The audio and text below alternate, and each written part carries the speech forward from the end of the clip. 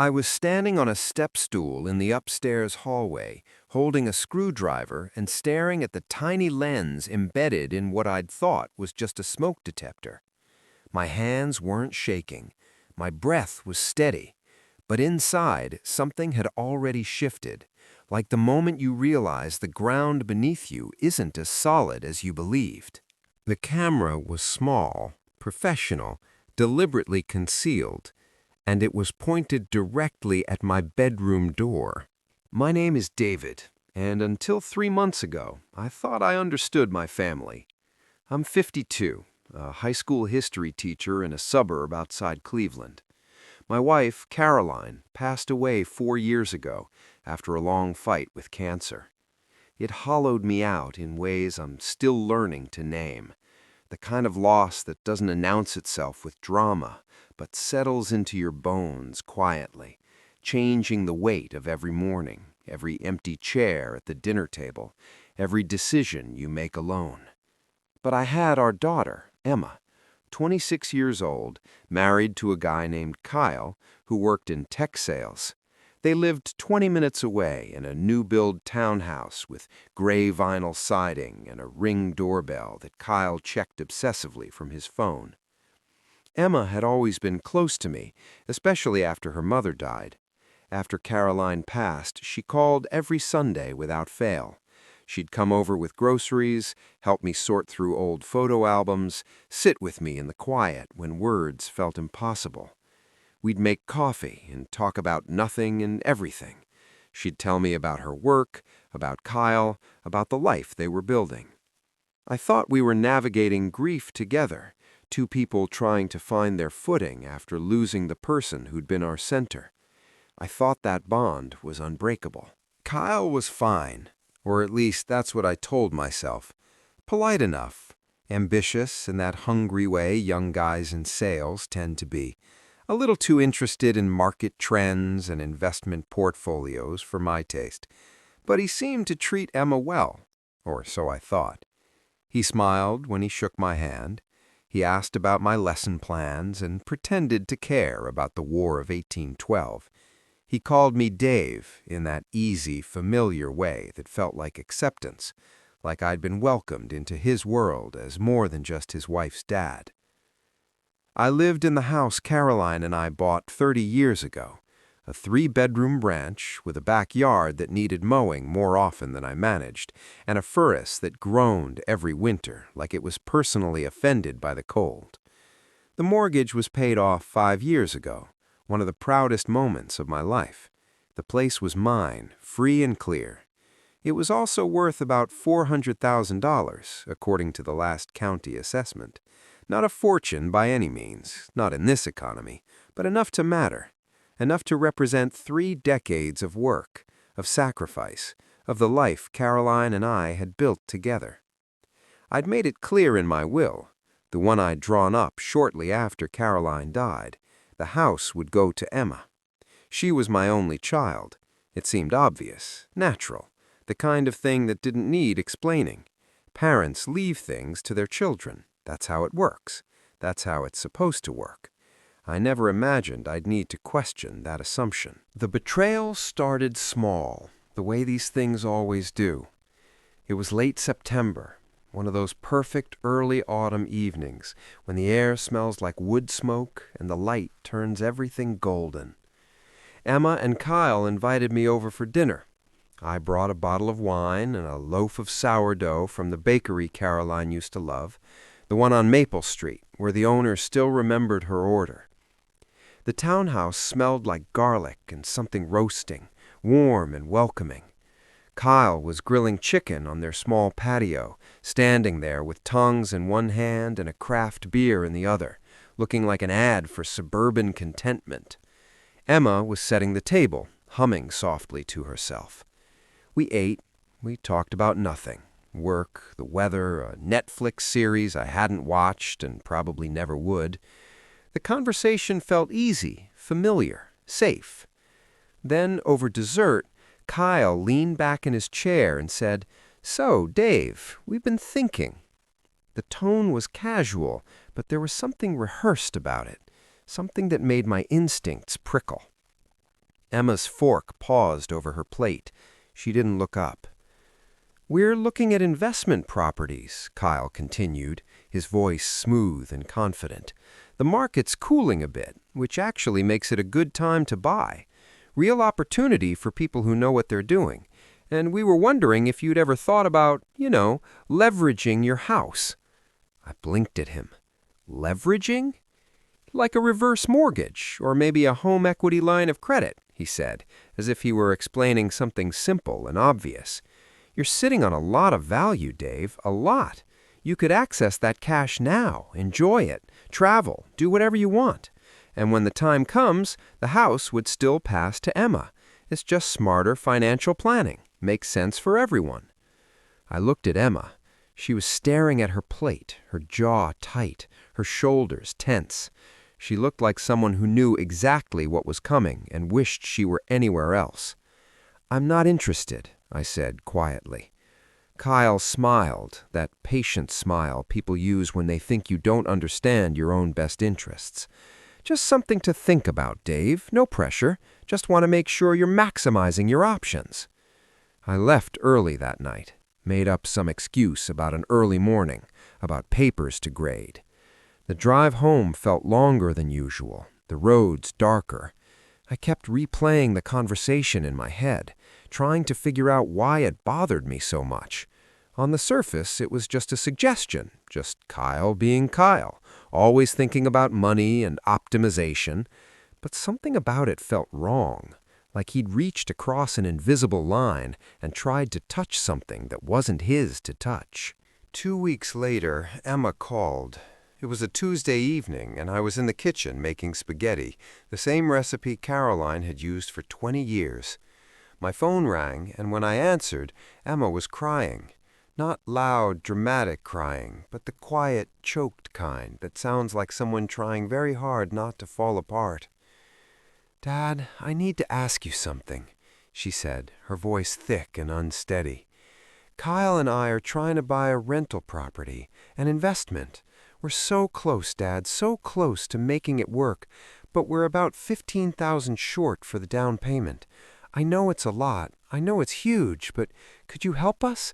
Could you lend us the money?" My chest tightened. $15,000. I had some savings, yeah. Teacher's pension contributions, the life insurance payout from Caroline's death, years of modest living and brown bag lunches and sensible decisions. But that money wasn't sitting there for fun. That was my safety net. That was medical emergencies and roof repairs and the security of knowing I wouldn't be a burden to anyone, especially not to Emma. "Emma," I said carefully, trying to keep my voice steady, "that's a big ask." "I know, Dad, I know. I wouldn't ask if it wasn't important. Kyle says this property could set us up for the future. It's a really good deal, a really solid investment. We'd pay you back, I promise. We'd draw papers, make it official, whatever you need." I wanted to believe her. God, I wanted to believe her. I wanted to be the dad who helped, who said yes, who made things easier for his daughter. I wanted to be the kind of father who could give generously, without hesitation, the way my own dad had for me when I'd needed it. "Let me think about it," I said. She sniffled. Okay, thank you, Dad. Thank you for even considering it. I love you. I love you too, sweetheart." But after I hung up, I stood in the kitchen for a long time, the spaghetti boiling over on the stove, staring at the refrigerator where Emma's kindergarten drawings were still stuck under magnets. Something about the conversation felt rehearsed. The tears felt real, but the words felt borrowed, like she was reading from a script someone else had written. And I couldn't shake the feeling that Kyle had been standing right there, coaching her, nodding along, making sure she hit all the right notes.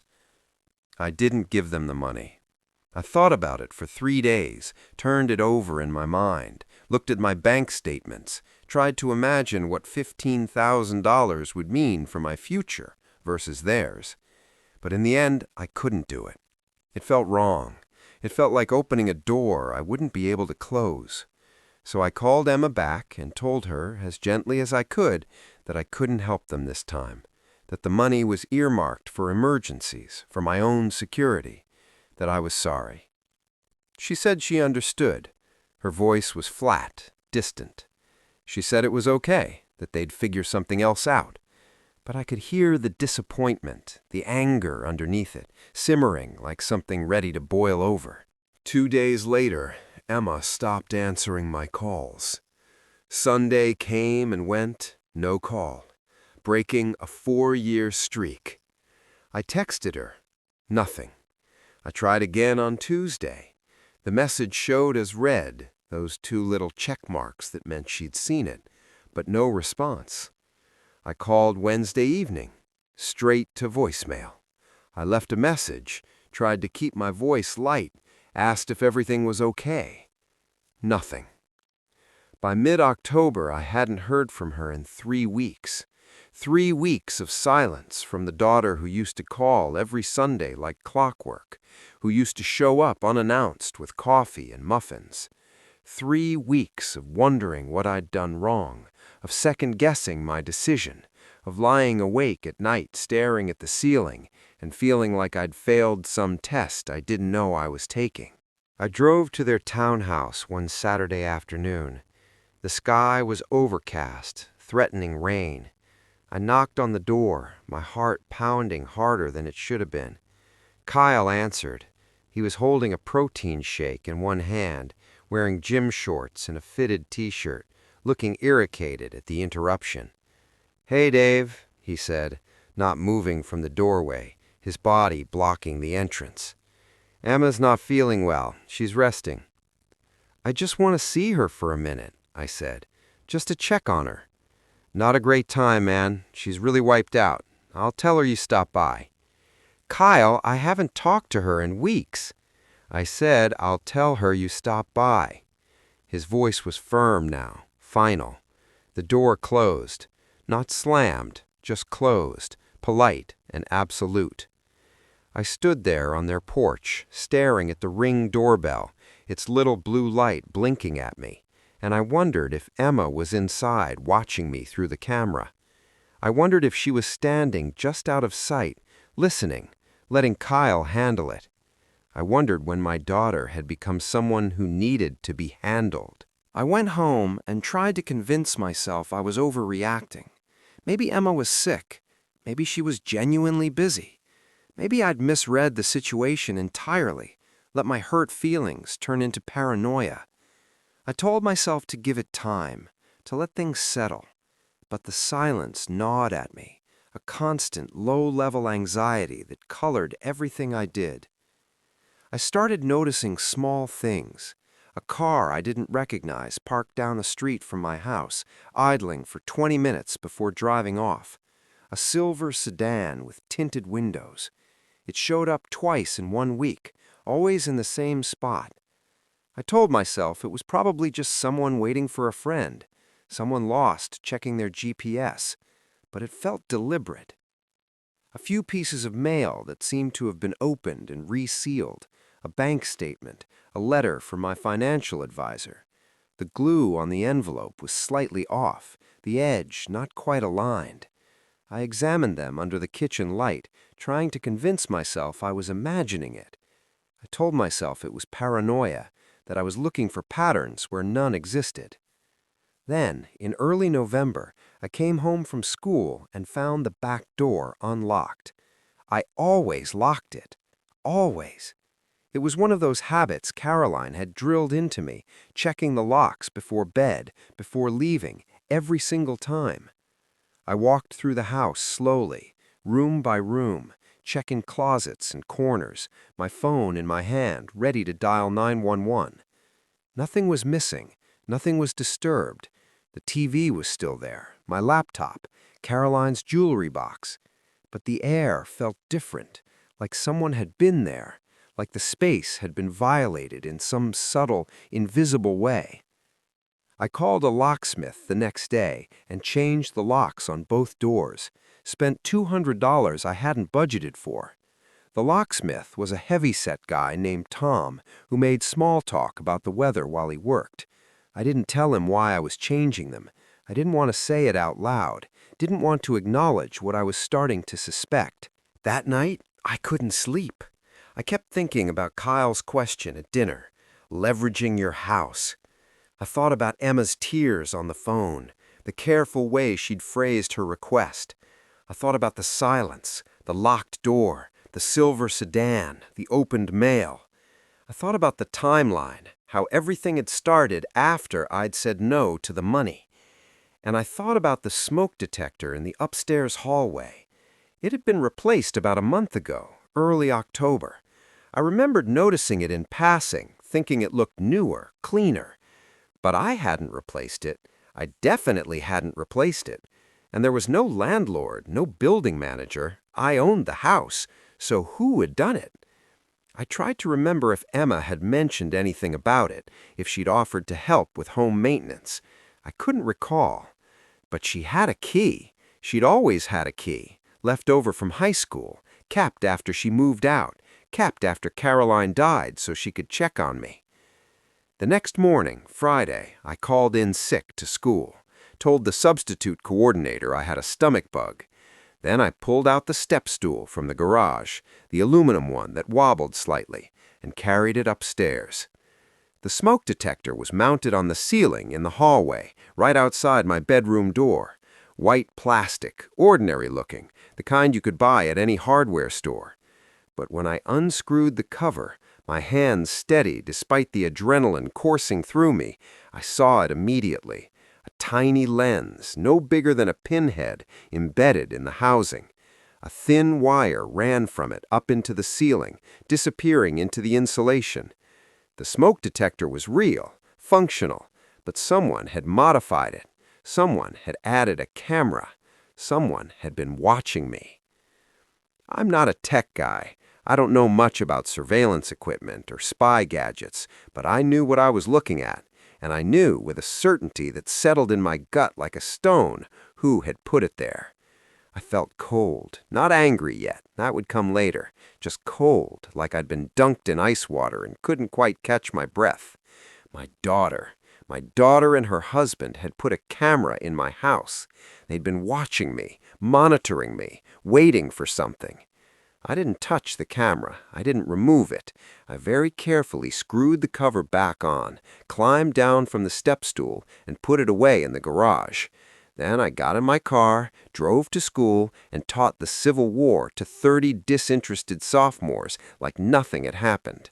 I lectured about Fort Sumter and gave a pop quiz on the Emancipation Proclamation and graded homework during my planning period. And the whole time, underneath the professional mask, I was thinking about that tiny lens pointed at my bedroom door. That night, I did some research. I sat at my laptop in the dark living room, the glow of the screen the only light, and I learned things I'd never wanted to know. I learned that hidden cameras like that usually transmit footage wirelessly to a receiver or an app on a smartphone. I learned that they're not hard to install if you have access to someone's house, if you have a key and an hour alone. I learned that they're often used in domestic situations, spouses spying on spouses, parents monitoring kids, adult children monitoring elderly parents. I read articles about elder abuse, about financial exploitation, about adult children who pressure aging parents to sign over property or power of attorney. I read about warning signs, isolation, sudden changes to estate planning, unexplained financial transactions. I sat in the dark living room, reading these articles on websites about elder law and estate planning, and I felt something harden inside me. Not anger, not yet, something colder and more deliberate, a kind of clarity I hadn't felt in years. They thought I was declining. They thought I was getting confused, forgetful, vulnerable. They'd installed a camera to document it, to build a case. Maybe they were waiting for me to leave the stove on, to forget to take my medication, to show signs of dementia or incompetence. Maybe they were planning to use the footage to petition for conservatorship, to take control of my finances, to force me into assisted living. Maybe they just wanted to make sure I didn't change my will, didn't leave the house to anyone else. I didn't call Emma. I didn't confront Kyle. I didn't call the police and report the illegal surveillance. Instead, I started planning. Because if they wanted to play games with my future, with my home, with my autonomy, then they'd pick the wrong person to underestimate. The first thing I did was contact my lawyer, a guy named Richard Chen, who'd handled Caroline's estate 4 years ago. Richard was in his 60s, calm and methodical, the kind of lawyer who explained things in plain English and never rushed you. I made an appointment for the following week and told his secretary I wanted to update my will. "Any particular reason for the changes?" Richard asked when I sat down in his office the following Tuesday. "Just want to make sure everything's in order," I said. "Want to make sure my wishes are crystal clear." He studied me for a moment, his hands folded on the desk. "David, if something's going on, if someone's pressuring you—" "Nobody's pressuring me," I said. "I'm just being proactive." He nodded slowly. "All right, let's talk about what you want to change." The second thing I did was start documenting everything. I took photos of the camera with my phone, careful shots from multiple angles, showing the lens, the wiring, the housing. I wrote down dates in a spiral notebook, when the back door had been unlocked, when I'd noticed the mail tampering, when Emma had stopped calling, when Kyle had first mentioned leveraging the house. I kept text messages, printed out email exchanges, created a timeline. I kept the notebook hidden in my classroom desk at school, somewhere they couldn't find it if they came looking. The third thing I did was nothing. I lived my life. I went to work every day, taught my classes, graded papers, attended faculty meetings. I made dinner, watched the news, read books before bed. I acted exactly the way I always had, and every time I walked past that smoke detector in the hallway, I looked directly at it and smiled. Because I wanted them to see me. I wanted them to watch me living my normal life, showing no signs of decline, no signs of confusion. I wanted their surveillance to backfire, to show exactly what they didn't want to see, a competent, independent man going about his business. I wondered what they were hoping to see. Were they waiting for me to stumble, to forget where I was, to talk to myself like Caroline was still there? Were they waiting for me to fall, to have an accident, to give them a reason to swoop in and take control? Were they watching me sleep, watching me dress, invading every private moment? The thought made my skin crawl, but I didn't let it show. I gave them nothing. In mid-November, Emma finally called. It was a Sunday evening, right when she used to call every week. My phone rang, and when I saw her name on the screen, I let it ring twice before I answered. I needed to compose myself, to make sure my voice would be steady. "Dad?" Her voice was small, tentative, the way she'd sounded as a child when she knew she'd done something wrong. "Hey, sweetheart," I said, keeping my tone light and warm, the way I always had. "I'm sorry I haven't been in touch. Things have been really stressful with work and everything." "It's okay, I understand." I didn't understand, but I wanted to see where this was going. There was a long pause, and I could hear muffled voices in the background. Kyle, probably, coaching her, telling her what to say. Then, "Kyle and I were talking, and we were wondering if you'd thought any more about that reverse mortgage thing. Or maybe—" Another pause. "Maybe you'd consider adding Kyle's name to the deed, just for estate planning purposes, you know? It would make things so much easier down the road when the time comes. It would help avoid probate, save on taxes, all that complicated legal stuff. Our financial advisor said it's really the smart thing to do." My grip tightened on the phone. There it was, the real ask, the end game. They didn't just want money now. They wanted legal ownership of my house while I was still alive. They wanted control. They wanted to make absolutely certain that when I died, they wouldn't have to wait, wouldn't have to deal with a will or probate, or any possibility that I might change my mind. "I'll think about it," I said, my voice calm. "Really? That would be amazing, Dad. It would just give us all so much peace of mind." I said, "I'll think about it, Emma." Okay, thank you. Thank you so much. I love you, Dad. I love you too." I hung up and stared at the wall of my living room, at the framed photo of Emma's college graduation, her smile wide and genuine, me standing next to her in a tie I'd borrowed from a colleague. That girl in the photo felt like a stranger now. Or maybe I was the stranger. Maybe I'd never really known her at all. They weren't even trying to hide it anymore. They'd moved from subtle suggestions to direct requests, from hinting to demanding, and they genuinely seemed to believe I'd just go along with it, that I'd sign over my house because my daughter asked me to, because Kyle's financial advisor said it was smart. The meeting with Richard was scheduled on the Monday before Thanksgiving. I brought all my documentation, photos printed on regular paper, the notebook with dates and observations, copies of text messages. I laid it out on his desk like evidence at a trial. Richard studied everything in silence, his reading glasses perched on his nose, taking his time with each page. Then he looked up at me, his expression grave. "David, this is serious. If they've installed a camera in your home without your consent, that's illegal surveillance. Depending on the jurisdiction, it could be a felony. You could press charges. You could get a restraining order." "I don't want to press charges," I said immediately. "I don't want Emma to have a criminal record. I just want to protect myself." He leaned back in his chair, his fingers steepled.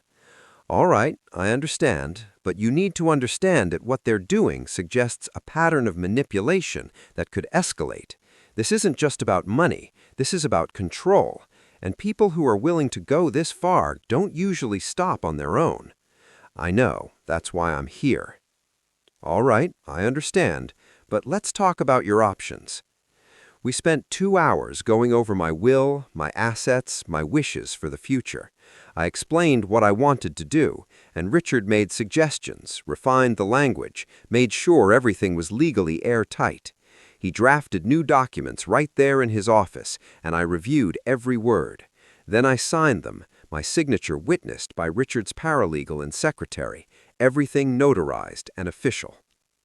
When I left his office that afternoon, walking out into the cold November air, I felt lighter. Not happy exactly, but lighter, like I'd taken back something that had been stolen from me without me realizing it. Control, autonomy, the right to make my own decisions about my own life. Thanksgiving came 5 days later. Emma invited me over for dinner, the invitation arriving via text with a string of turkey and pie emojis. I almost declined. Part of me wanted to just cut them off, block their numbers, change my phone, disappear from their lives the way they'd tried to disappear me from my own autonomy. But I decided to go. I wanted to see Emma's face. I wanted to see Kyle's reaction. I wanted to watch them try to pretend everything was normal while knowing what I knew. The townhouse was decorated with fall garlands and a table set for 3. Kyle greeted me at the door with a firm handshake and a smile that didn't reach his eyes. He'd always been good at smiles like that, professional and empty. "Dave, good to see you, man. Come in, come in." Emma hugged me, and for a moment I let myself remember what it felt like to hold my daughter, to feel that connection we used to have. But the moment passed. She pulled away too quickly, her eyes not quite meeting mine. We ate turkey that was slightly dry and stuffing from a box, and green bean casserole that was mostly fried onions. We made small talk about the weather, about Black Friday sales, about nothing. Emma asked about her job at the marketing firm, and she gave vague answers about campaigns and clients. Kyle talked about interest rates and the housing market, and how savvy investors were positioning themselves for the coming correction. Then, over pumpkin pie that Emma admitted she'd bought from the grocery store, Kyle said, "So, Dave, any update on that deed situation we talked about?" Emma shot him a look, sharp and quick, like she'd told him not to bring it up yet. I set down my fork very deliberately. "Actually, yeah, I met with my lawyer last week." Kyle leaned forward, his eyes lighting up. "And?" "I updated my will," I said calmly, my voice steady and matter-of-fact. "Made some changes. Just wanted to make sure everything was clear, legally speaking. Make sure there wouldn't be any confusion about my wishes. What kind of changes? Emma asked quietly, her face pale. I looked at her, really looked at her, maybe for the first time in months. I saw my daughter, the girl who used to sit on my lap and ask me to read her goodnight moon one more time, the teenager who cried on my shoulder after her first heartbreak, the young woman who held my hand at Caroline's funeral and told me we'd get through it together.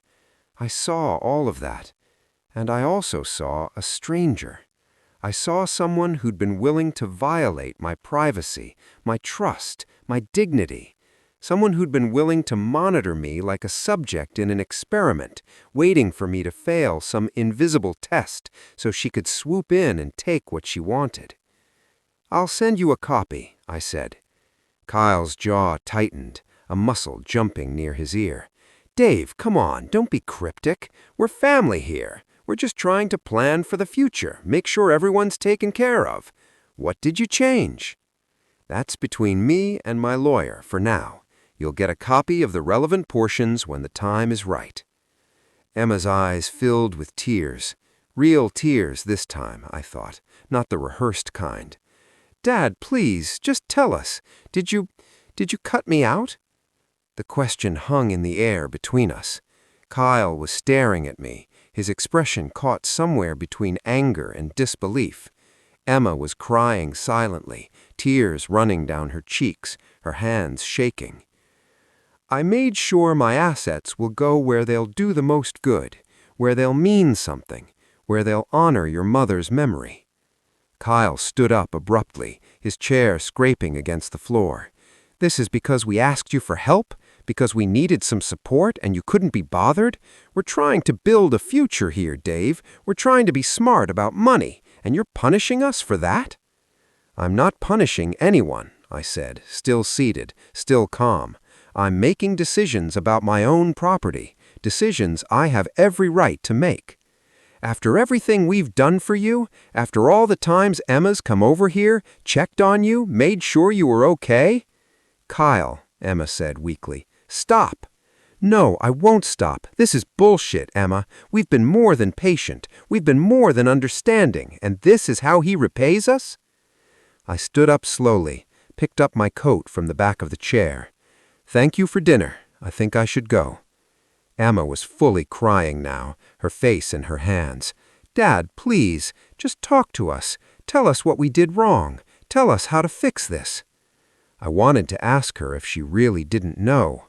I wanted to ask her about the camera, about the unlocked door, about the 3 weeks of silence after I'd said no to the money. I wanted to ask her when she'd decided that my house, my life, my autonomy were things she could manipulate and control. But I didn't, because I knew that if I started, I wouldn't be able to stop. I'd say things that could never be unsaid. And despite everything, despite the betrayal and the surveillance and the calculated manipulation, she was still my daughter. Some part of me still hoped that maybe, someday, she'd understand what she'd done. Maybe she'd leave Kyle. Maybe she'd find herself again. Maybe we'd be able to rebuild something. "I'll be in touch," I said quietly. I walked to the door. Kyle called after me. "You're making a huge mistake, Dave. You're going to regret this." I didn't answer. I just left, got in my car, and drove home through streets lit with Christmas lights, past houses full of families who probably had their own complicated dynamics, their own betrayals and reconciliations. But at least they weren't monitoring each other with hidden cameras. The confrontation came 2 weeks later, on a gray Tuesday in early December. Emma showed up at my house unannounced. It was just after 4 in the afternoon, and I'd just gotten home from school. I was still wearing my tie, still carrying my bag full of papers to grade. I saw her car in the driveway and knew, somehow, that this was it. This was the moment everything would finally come into the open. She was alone, no Kyle, no backup, just Emma standing on my porch, looking exhausted and small. She'd lost weight, I noticed. There were dark circles under her eyes. "Dad, we need to talk," she said. I let her in. We sat in the living room, the same room where she'd grown up, where we'd celebrated Christmases and birthdays and ordinary Tuesdays when nothing special happened except being together. The afternoon light was fading, and I didn't turn on the lamp. We sat in the gathering darkness. "Kyle told me what you said at Thanksgiving," she began, her hands twisting in her lap. "About the will, about making changes. What did you change, Dad? What did you do?" I met her gaze steadily. "I left the house to a trust. When I die, it'll be sold, and the proceeds will go to a scholarship fund in your mother's name, for students who want to become teachers but can't afford college. It'll help maybe 4 or 5 kids every year, give them a chance they wouldn't have had otherwise." Her face went completely white. "You're cutting me out? You're giving everything to strangers?" "I'm making sure the house goes to something meaningful," I said quietly, "not to someone who put a camera in my hallway to spy on me." The silence that followed was absolute. I could hear the hum of the refrigerator in the kitchen, the distant sound of a neighbor's dog barking. Emma's mouth opened and closed. No words came out. "What?" she finally whispered. "The smoke detector upstairs," I said, my voice still quiet, still steady. "I found it 5 weeks ago. I know you and Kyle have been monitoring me. I know you've been waiting for me to slip up, to show signs of incompetence, to give you a reason to take control. I know about the unlocked back door. I know about the mail. I know you wanted me to leverage the house or add Kyle to the deed so you could get access to the money now while I'm still alive to sign the papers." She was shaking, actually shaking, her whole body trembling like she was cold, even though the house was warm. "Dad, I'm not angry," I said, and I realized as I said it that it was true. I wasn't angry anymore. I'd moved past anger weeks ago. Now I was just sad and tired and disappointed in ways I didn't have words for. "I'm not angry, Emma. I'm heartbroken, but I'm not angry." "It was Kyle's idea," she whispered, the words tumbling out in a rush. "He said we needed to protect our future. He said you were getting older and we needed to make sure things were in order. He said we needed documentation, just in case, just to protect you from making bad decisions. He said it was for your own good." "Emma," I said her name gently, the way I had when she was small and had scraped her knee or had a bad dream. "You went along with it." She covered her face with her hands and sobbed, deep, wrenching sobs that shook her shoulders. I'd heard her cry like this only once before, at her mother's funeral, standing at the graveside in the rain. I wanted to go to her, to hold her, to tell her it would be okay, but I couldn't, because it wouldn't be okay, not for a long time, maybe not even ever. We sat there for a long time. The room grew darker. I didn't turn on any lights. Eventually, her crying slowed, became quieter, turned into the occasional hitched breath. She looked up at me finally, her face blotchy and wet. "What happens now?" "Now," I said, "you and Kyle leave me alone.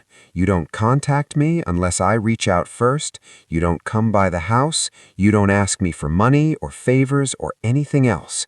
You respect my boundaries. You respect my right to make my own decisions about my own life. And maybe, someday, when you've figured out who you are without Kyle whispering in your ear, when you've figured out what you actually want versus what he's convinced you to want, maybe we can rebuild. But not until then. Not until I can trust you again." She nodded slowly, wiping her face with the back of her hand. "I'm sorry, Dad. I'm so sorry. I didn't think about what it would feel like. I didn't think about you as a person, just as a problem to solve, as something to manage. Kyle made it all sound so reasonable, so smart, and I I went along with it. I'm so sorry." "I know you are," I said, "and I believe you. But sorry doesn't fix this, Emma. Sorry doesn't erase what you did. You violated my privacy. You violated my trust. You treated me like I was incompetent, like I was a child who needed monitoring. Do you understand how that feels?" She nodded again, fresh tears spilling down her cheeks. "I do now." "Good," I said. "Then use that understanding to be a better person. Be better to the people you love. Be better to yourself. Figure out what you actually want out of life, instead of just following Kyle's plan for you."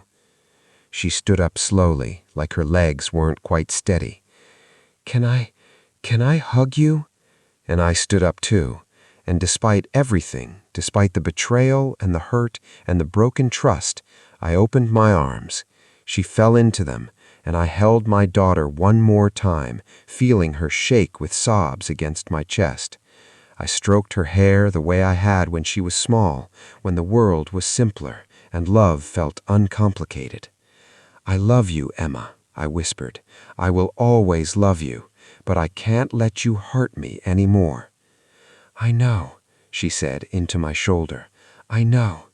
She pulled away finally, wiped her eyes, and walked to the door. She paused there, looking back at me standing in the darkening living room. "For what it's worth, the scholarship fund is a beautiful idea. Mom would have loved it." "I know she would have," I said. She left. I watched her car pull away, and I felt something I hadn't felt in months. Peace. Not happiness, not yet, maybe not for a while, but peace. The peace that comes from knowing you've stood up for yourself, set boundaries, protected your own dignity. It's been 3 months since that conversation. Emma texted me once on Christmas morning, just 2 words, "I love you." I texted back the same. We haven't spoken beyond that. I don't know if we will anytime soon. I don't know if she's still with Kyle or if she's found the courage to leave. I don't know if she's in therapy, working through what happened, trying to understand her own motivations. I hope so. But that's her journey now, not mine. The camera was removed by a professional, a security consultant recommended by Richard. He found 2 more cameras I hadn't noticed, one in the living room, smoke detector, one in the kitchen. They'd been watching everything. The consultant documented it all, gave me a report, told me I could press charges if I wanted. I thanked him and filed the report away. I don't want revenge. I just wanted them to stop. I changed my locks again, installed a security system with cameras of my own, not to spy on anyone, just to keep myself safe, to know if someone tries to enter my home again. The house feels different now, more protected, but also lonelier. That's okay. Lonely is better than violated. The will is still updated. The scholarship fund in Caroline's name is set up, legally established, ready to help kids who need it, kids who remind me of the daughter I thought I had, the one who used to care about things bigger than investment properties and financial planning. The first scholarship will be awarded next fall. I've been working with the high school guidance counselor to establish the criteria. Kids who want to teach, who have the passion but not the money, who need someone to believe in them. Maybe Emma and I will reconcile someday. Maybe she'll leave Kyle and find herself again, figure out what she actually wants out of life. Maybe she'll show up on my doorstep in a year or 5 years or 10 years, ready to do the real work of rebuilding trust. If that day comes, I'll listen, I'll consider it, but I won't rush, and I won't compromise my boundaries again. Because I learned something through all of this, something I wish I'd learned earlier, but I'm grateful to understand now. Family isn't just blood. Family isn't just shared DNA or legal relationships or decades of history. Family is respect. Family is trust. Family is knowing that the people who love you won't exploit your vulnerability for their own gain. Family is knowing that the people who love you will protect your dignity, not violate it.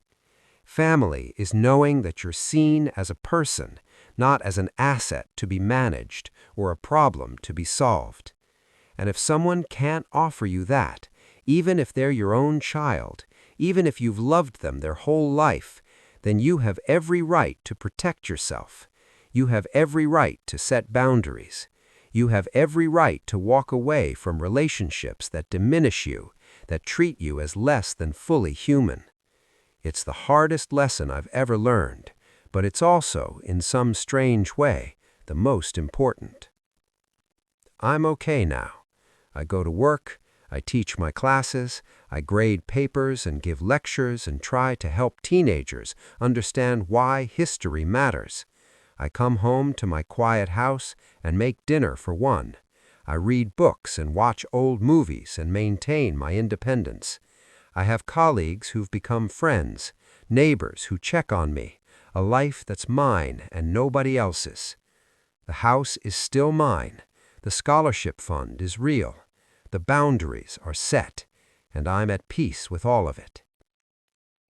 If this story resonated with you, or if you've experienced something similar in your own life, I'd love to hear about it in the comments below.